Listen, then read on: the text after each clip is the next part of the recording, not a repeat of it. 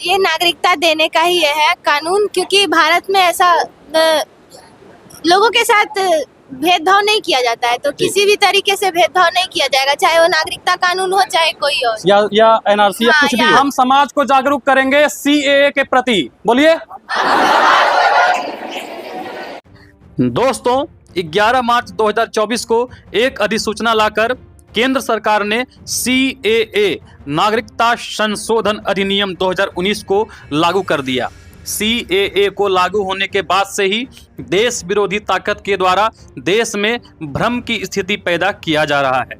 देश विरोधी ताकत को कमजोर करने के लिए हम स्टूडेंट और जनता के बीच में जाकर जागरूकता लाने का काम कर रहे हैं। दोस्तों, वीडियो में आगे बढ़ने से पहले आपसे रिक्वेस्ट है कि आप चैनल को सब्सक्राइब जरूर कर लीजिएगा और देश विरोधी ताकत को कमजोर करने के लिए इस वीडियो को ज़्यादा से ज़्यादा शेयर कीजिएगा। दोस्तों, आज मेरे साथ हैं रवि सर।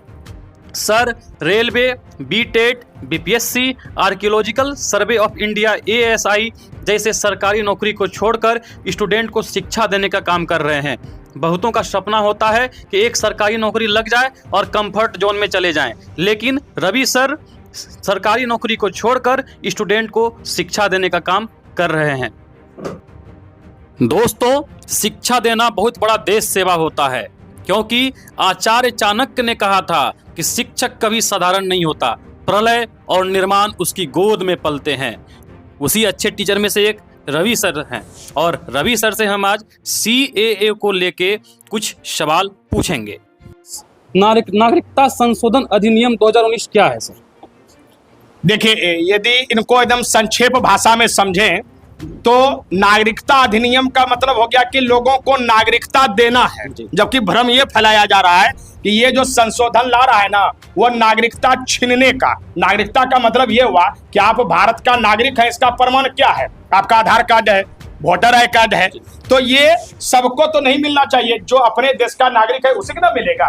तो इसलिए ये जो संशोधन आया है वह क्या आया है? नागरिकता देने का आया है, नागरिकता छीनने का नहीं आया है। तो पहले बात ये सब पब्लिक को समझ लेना चाहिए जी। इससे नागरिकता मिलेगा, नागरिकता छीनने की तो बातें नहीं है, इससे नागरिकता मिलेगा सर। लेकिन इस एक्ट को आने से सर किस किस को फायदा होगा? देखिए, एक बात जान लीजिए, यदि विश्व का भौगोलिक मानचित्र को देखिए तो हिंदुस्तान को यह कहा जाता है कि एक हिंदू बाहुल्य क्षेत्र है, सनातन धर्म मानने वाले देश हैं।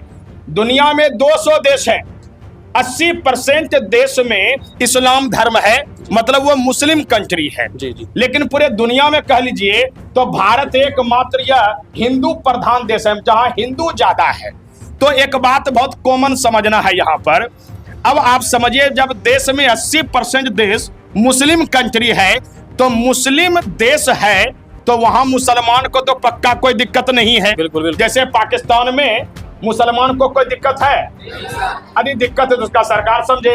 अफगानिस्तान हो, इंडोनेशिया हो, जो भी कंट्री मुस्लिम कंट्री है, यदि वहां किसी को दिक्कत मुस्लिम को है तो उसका सरकार जिम्मेवार है, रोटी कपड़ा आदि मकान नहीं मिल रहा है तो। लेकिन दुनिया में एकलौता एक देश है भारत जहां हिंदू है। अब हिंदू पहले कई देशों में था, लेकिन धीरे धीरे बढ़ते बढ़ते केवल इंडिया में बच गया है। तो यह संशोधन यह कहता है कि दुनिया में कोई भी मुल्क में यदि हिंदू है, सिख है, जैनी है, बौद्धिस्ट है या पारसी है, पारसी भी जान लीजिए दुनिया में यहीं पर पाया जाता है, पारसी है। तो ये सब जो धर्म के लोग हैं, मतलब मुस्लिम को छोड़ करके, इस्लाम धर्म को मानने वाले को छोड़ करके ये सब वाले यदि कोई है और दुनिया में कहीं है और उसको लग रहा है कि नहीं मारा जा रहा है, काटा जा रहा है, हमारा बहू बेटी का इज्जत लूटा जा रहा है, हमको समान नागरिक नहीं दिया गया है पावर, तो वह भारत आराम से खुशी खुशी पूर्वक आ सकते हैं, उसको भारत सरकार मान्यता देगा। लेकिन यदि कोई पाकिस्तान से मुस्लिम आते हैं, अफगानिस्तान से मुस्लिम आते हैं, बांग्लादेश से कोई मुस्लिम आते हैं, तो भैया आप काहे लाइएगा? क्या भारत में मुसलमानों की कमी है? अरे भारत में तो इतना मुसलमान है कि ना बांग्लादेश में है ना पाकिस्तान में है। उत्तर प्रदेश में इतना मस्जिद है कि ना तो पाकिस्तान में है और ना तो बांग्लादेश। वो तो छोड़ दीजिए, दुनिया का जो सबसे ज्यादा मुस्लिम कंट्री इंडोनेशिया है, केवल दिल्ली में इतना मस्जिद है कि पूरे इंडोनेशिया में नहीं है। तो भैया अपने हिंदुस्तान में मुसलमानों का कमी नहीं है। अपना जो मुसलमान है, हिंदू है, सिख है, ईसाई है, हम सब मिल करके इस देश की तरक्की में भाग लिए हैं और देश की आजादी में भाग लिए हैं। तो हम सब अपना न पहले घर देखेंगे। यहाँ मुसलमानों की कोई कमी नहीं है और दुनिया में कई मुस्लिम कंट्री है, इसलिए दूसरे देश से यहाँ मुसलमान आता है, चाहे वो म्यांमार का रोहिंग्या मुसलमान हो या अन्य कोई मुसलमान, तो यहाँ आने की कोई जरूरत नहीं है। लेकिन एक बात और मान लीजिए, जो यहाँ आ गए हैं आजादी के बाद, ये संविधान को लागू करने के बाद जो यहाँ आ गए हैं 2014 तक, देखिए कितना अच्छा है। लोगों को भ्रम फैलाना ना महापागल वाली बात करना है।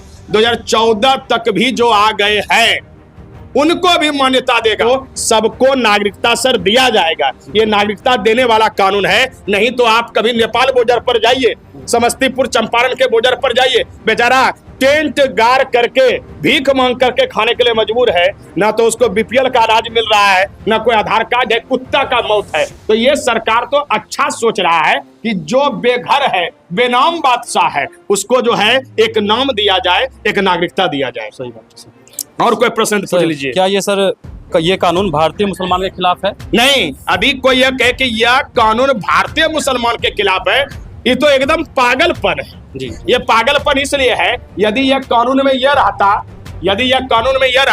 कि नहीं भारत के मुसलमानों का नागरिकता छीनेंगे और हिंदू को नागरिकता देंगे, तब ना गलती होता। अरे भैया, ये तो नागरिकता छीनने का है न, नागरिकता देने का है। जितना हिंदू बराबर है इस देश में, उतना मुसलमान है, उतना सिख है, ईसाई है, जैन है, बौद्ध है, सब बराबर है। ये छीनने का नहीं है, ये नागरिकता देने का है। जो मुसलमान भाई को और नहीं मिला है तो आप और लीजिए, जो हिंदू को नहीं मिला है आप उसको नागरिकता को लीजिए। ये छीनने का है ही नहीं। इसलिए हिंदू, मुसलमान, सिख किसी को डरने या अफवाह के आने का कोई जरूरत नहीं है।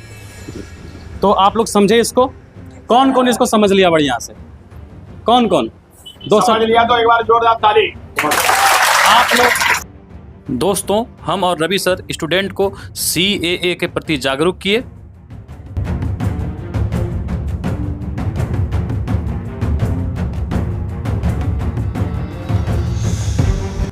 मतलब क्या ये नागरिकता छीनने का है या नागरिकता देने का है? ये बच्चों से पूछिए। क्या समझ बताइए, नागरिकता ये छीनने का है कि देने का है? देने का है। आप जागरूक कीजिएगा अपने घर में, समाज में। बताइए, नागरिकता देने का है कि छीनने का है? देने का है ना? जागरूक कीजिएगा। चलिए, आप लिए बताइए, नागरिकता देने का है कि छीनने का है? नागरिकता देने का है। आप जागरूक कीजिएगा ना? हाँ, करेंगे। सबसे पहले अपने घर में और फिर समाज में। जी, क्या ये नागरिकता देने का है कि छीनने का है? देने का ना है। जागरूक कीजिएगा। कहाँ? घर में और समाज। दूसरी बात की हिंदू मुसलमान सबके लिए बराबर है। बोलिए।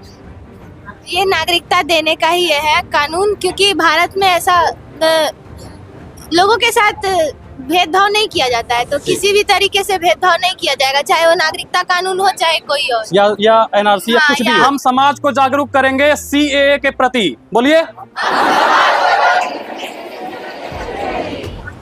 और पहले घर में फिर समाज में। जी, धन्यवाद।